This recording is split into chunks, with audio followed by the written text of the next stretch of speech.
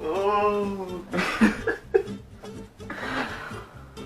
Imagine being a Man United fan right now.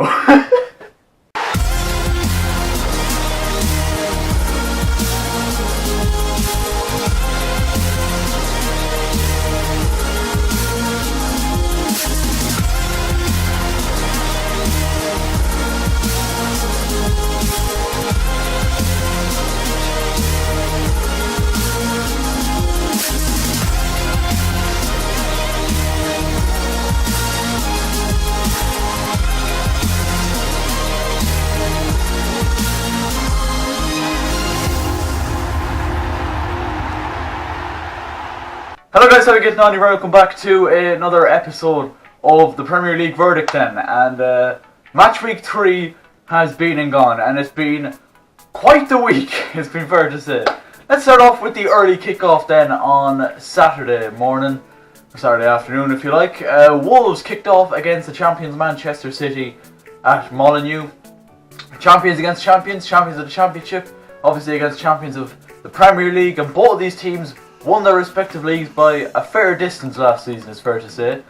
But there was a fair bit of controversy in this game, in my opinion. Well, in everyone's opinion, in fairness. Wolves took the lead thanks to a Willy Bolly header in the second half, or so we thought it was a header, but on closer inspection, he decided that he wanted to play a bit of GAA for a while and actually punched it into the bottom corner. A controversial goal. Matched then a few minutes later by Man City. In my opinion, they should have had a penalty when David Silva, I think it was taken down by Ruben Neves. But they did respond soon after that. Ilkay Gundogan's free kick was flicked on and in by Aymeric Laporte, his first goal for Manchester City. 2 defenders on the score sheet in this one, and Manchester City were prevented of a win. Incredible stuff. I have to say, fair play to Wolves, they absolutely smashed it. And there was large parts of that game where they were largely on top, in fairness. Yeah, they did very well to hold off Manchester City. Man City, obviously, one of their worst days under Pep Guardiola, but their 100% record so far is gone, and didn't expect it to happen this early on in the season to these kind of opponents, but incredible for Wolves, great result for them. And the 3 o'clock kickoffs happened, and, well, Huddersfield drew 0-0 with Cardiff. Cardiff just seem to be part of some terrible games so far this season, and don't say I didn't call it. Southampton lost 2-1 to Leicester at St Mary's at 3 o'clock. Ryan Bertrand gave them the lead with a second half goal, but their lead didn't last too long. Demarai Gray scoring for Leicester, and then a 91st minute header and winner by the big man Harry Maguire. This man became literally a hero in England during the summer, during the World Cup, and he's continued that, and he's now a Leicester hero. It's not the first time he scored a late goal. He scored a late one against Man United last season. I remember that very clearly. But yeah, Harry Maguire winning it for Leicester, and Southampton defeated. Everton threw away a 2-goal lead at the Vitality Stadium. They took the lead through Theo Walcott. Michael Keane then in the 66th minute put them 2-0 up. But an incredible response from Bournemouth, obviously. Everton had Richarlison sent off, and Adam Smith was also sent off for Bournemouth, but that didn't stop them from coming back in this game. A Josh King penalty followed by a goal from Nathan Ake secured a point for the Cherries at the Vitality Stadium. But Unai Emery has his first win as Arsenal manager in the Premier League then. They picked up a 3-1 win over West Ham, who under new manager Pellegrini still haven't got a win or any points under their belt this season. Arsenal fell behind in the first half thanks to a brilliant finish by Marko Arnautovic. The lead didn't last too long. Nacho Monreal equalised for Arsenal. And the second half, West Ham were still very much in the game, and that's what I think Pellegrini to be most disappointed about. They were well in the game and still lost the game 3-1. Arsenal took the lead thanks to an own goal by, I think it was Issa Diop, thanks to some good work on the left by Lacazette. Kind of smashed it back across. It just kind of hits Diop. There's not an awful lot he could do about it. But that made it 2-1, and then Danny Welbeck off the bench in the 92nd minute to make it 3-1. And at that stage West Ham were chasing the game, and there was gaps upon gaps at the back. And yeah, first win for Unai Emery as Arsenal manager, and maybe things aren't so bleak after all. Liverpool, without being overly convincing, picked up a 1-0 win over Brighton at Anfield at 5:30 on Saturday. Mo Salah, no surprise, he was on the score sheet once again, and it's a good sign for Liverpool when they're not playing at their best and still getting results. Brighton could have been a potential banana slip. We've seen it with Manchester United last week. But yeah, Liverpool picking up the win, and they went top of the table after Manchester City slip up against Wolves. Now on to an incredible game at Craven Cottage on Sunday afternoon. Fulham versus Burnley. An incredible game as it turned out to be. An incredible strike from Jean-Michel Seri in the 4th minute gave Fulham the lead. That lead only lasted 6 minutes as Jeff Hendrick then equalised for Burnley. Then 2 very, very quick fire goals from Alexander Mitrovic in the 36th minute and the 38th minute made it 3-1 to Fulham.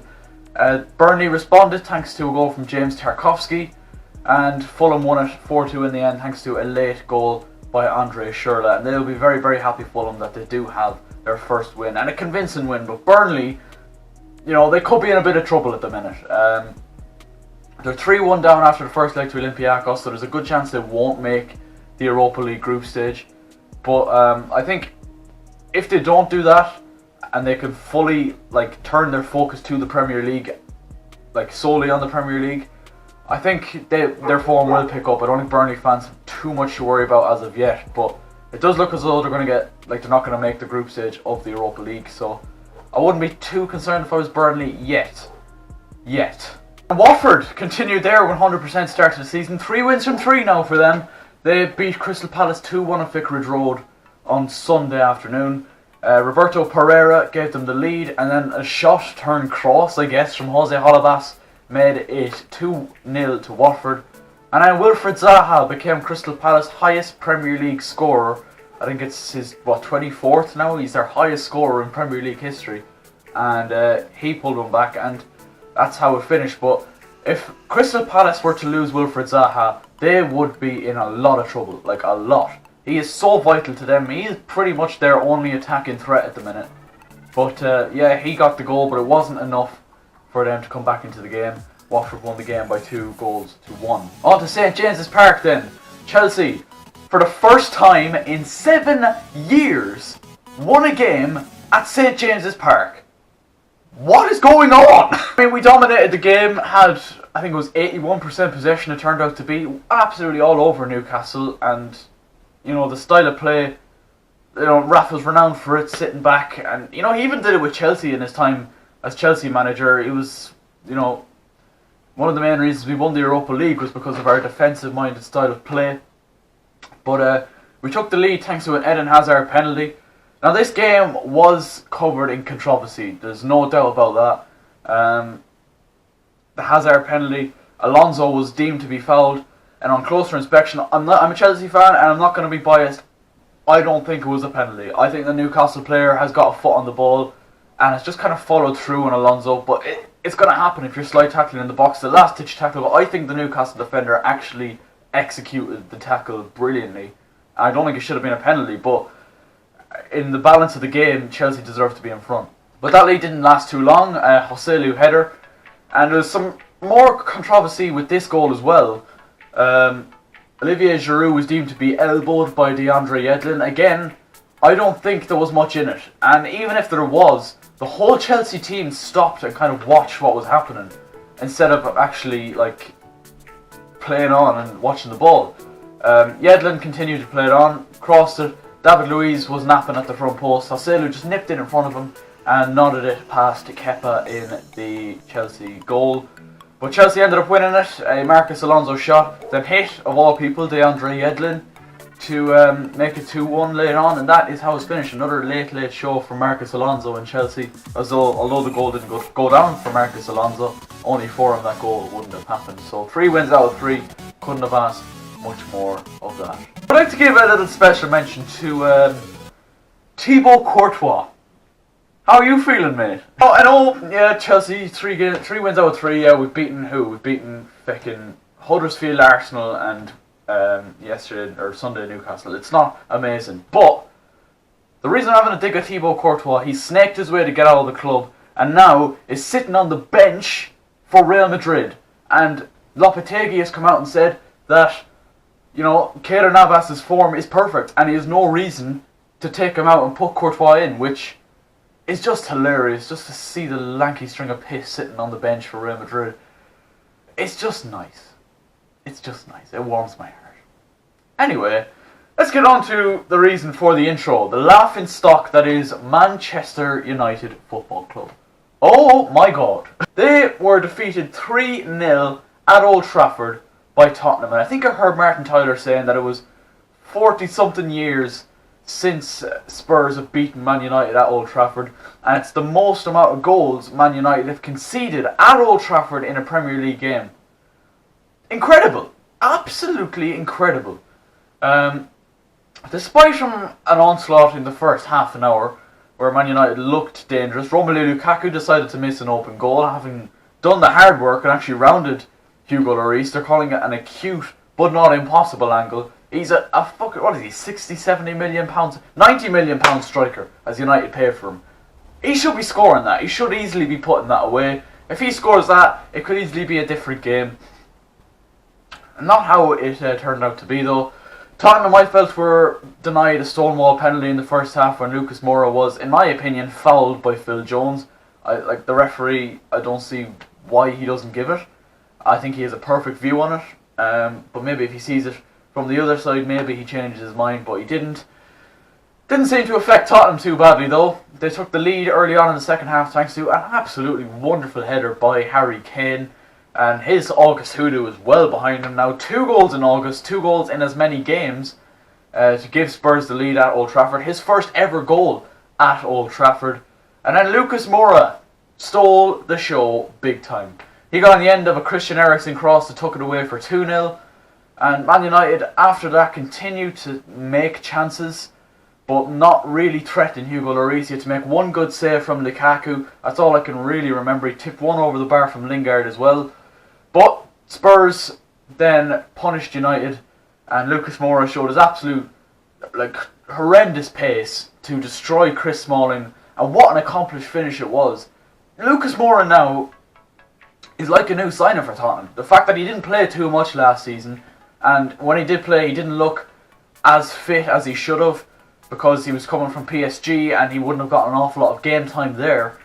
But he's come in and he's basically like a new player, and a lot of people were complaining and slagging Tottenham, including myself, for Tottenham not making any signings in the window. But did they realistically need any? This is a very talented squad, and now that they're winning games at Old Trafford and that convincingly, no reason why they can't win the title. But it's just a question of later on in the season, can they keep that pressure up the whole way, and not just keep the pressure on, but excel that and go on and actually put teams away when they have to. But encouraging signs for Tottenham. Mauricio Pochettino is a terrific manager. And I'm going to talk about United in a minute, but I just need to give this kind of credit to Tottenham because they were outstanding, unbelievable, genuinely very impressive. And they join Liverpool, Watford and Chelsea at the top of the table, the only team still to have 100% records. And one of them is going to fall this weekend because Tottenham are playing Watford, so that should be interesting to see. Chelsea play Bournemouth. I'm not too sure who Liverpool are. No, Liverpool are playing Leicester, so not an easy game either. But let's end the video by talking a little bit about Jose Mourinho and Manchester United. Now, I don't know if you watched Jack's video, The True Lily White. He did a whole kind of spiel on, Mourinho and Manchester United. I'll leave that link in the description so you can watch it. But yeah, he basically said that Mourinho doesn't nurture young players, or Man United needs to nurture young players, and that's right. I mean, he hasn't treated players like Luke Shaw and Anthony Martial correctly. But at Manchester United, and with Jose Mourinho in particular, I found this, especially with his time with Chelsea, he does not give a shite about young players. He just doesn't. Mourinho is a manager for here and now, and winning now. He's not a manager that you want to, build an empire for. He's not a Fergie or a Wenger. He's not that kind of manager. He will get you success now. He's done it throughout his career at Chelsea, Real Madrid, Inter, Porto, whoever he's gone to, he's got success there and then.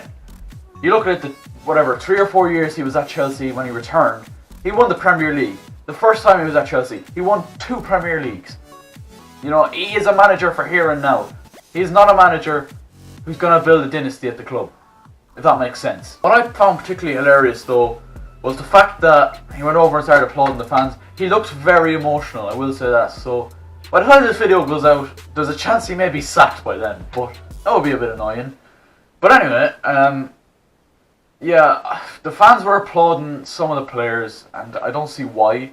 Man United were disastrous defensively last night and couldn't finish their chances when it came to them as well. I found his post-match press conference quite hilarious as well, saying that comparing it to the game against Sevilla last season when they were booed, and deservedly so. Tonight he was saying, or last night he was saying, that they were applauded and deservedly so. Is he watching the same game the rest of us are watching? Like, realistically, United were shite yesterday. Terrible. Poor. Then he ended his press conference by saying, they won 3-0. You know what this also means? I won 3 Premier Leagues, more than any of the rest of the 19 managers and stormed off. I mean, that... He's living in the past, Mourinho, and I think Man United fans are doing that as well. And I don't think Jose Mourinho will be Man United manager next season. He might not even finish the season with them, but you know, he's got a lot of work to do. I think he's lost the dressing room already. We all said about his 3rd season that he always loses the dressing room. So I found a little bit of a stat here, a bit of a pattern. Jose's first 3 league games of each season since 2010. 2010-11, 7 points. 2011-12, 6 points.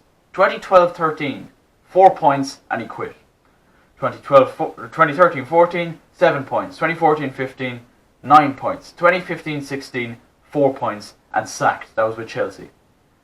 2016-17, 9 points. 2017-18, 9 points. 2018-19, 3 points. There's a bit of a pattern there. He's in his 3rd season. He just doesn't have a good start to the season, does he? And I think things are getting really, really bad for Man United at the minute. And I mean, can he turn it around? I don't know. I really don't.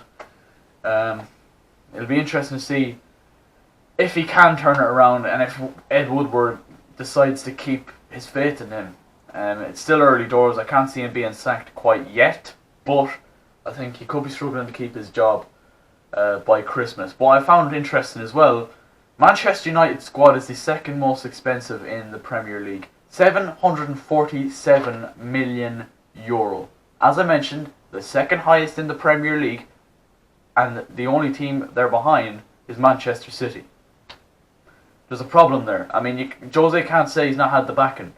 You look at his summer signings. Fred has been piss poor, like really bad. And who else has he signed? No one really. Lee Grant. It's just not good enough. And maybe he didn't get the backing, and maybe Ed Woodward should have given him the backing this season. But yeah, he's had plenty of time, and he spent plenty of money in the 2 previous seasons he's been at Manchester United to get things right, and he hasn't managed it.